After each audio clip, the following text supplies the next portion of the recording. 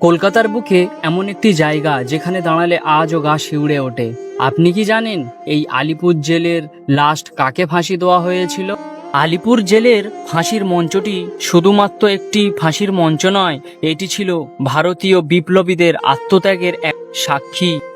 এই আলিপুর সেন্ট্রাল জেলের শেষ ফাঁসি 2004 স্বাধীনতার বহু বছর পর 2004 সালে হেতাল পারেখ হত্যাকাণ্ডে ধনঞ্জয় চ্যাটার্জির ফাঁসিও এই ঐতিহাসিক মঞ্চেই কার্যকর করা হয়েছিল, যা ছিল এই জেলের ইতিহাসের শেষ ফাঁসি।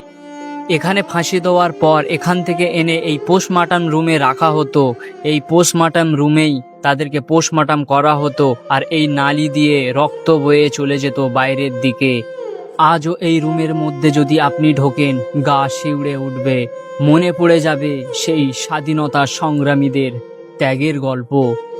এই ফাঁসির মঞ্চে যাদেরকে ফাঁসি দেওয়া হতো, আর এর পাশেই আছে একটি জেল, একটি কক্ষ দোতলার ওপরে দেখতেই পাচ্ছেন। এখান থেকে তাদেরকে দেখানো হতো এই ফাঁসির দৃশ্যটা, এই কারণেই দেখানো হতো যে ইংরেজদের সামনে তারা মাথা নত করে।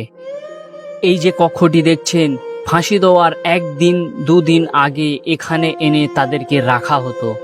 আলিপুর জেলেই আছে স্বাধীনতা সংগ্রামী বিপ্লবীদের ইতিহাস।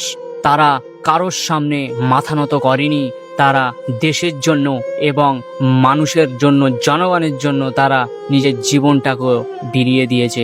পরের ভিডিওতে আমি আপনাদেরকে দেখাবো সেই পুরনো কক্ষ, জেলখানা, যেখানে আসামিদেরকে রাখা হতো, তারা কি অবস্থায় কিভাবে থাকতেন, সেটা আমি পরের ভিডিওতে আপনাদের দেখাবো। ততক্ষণের জন্য ফলো করে নিন আমার চ্যানেলটিকে। সবাই ভালো থাকবেন।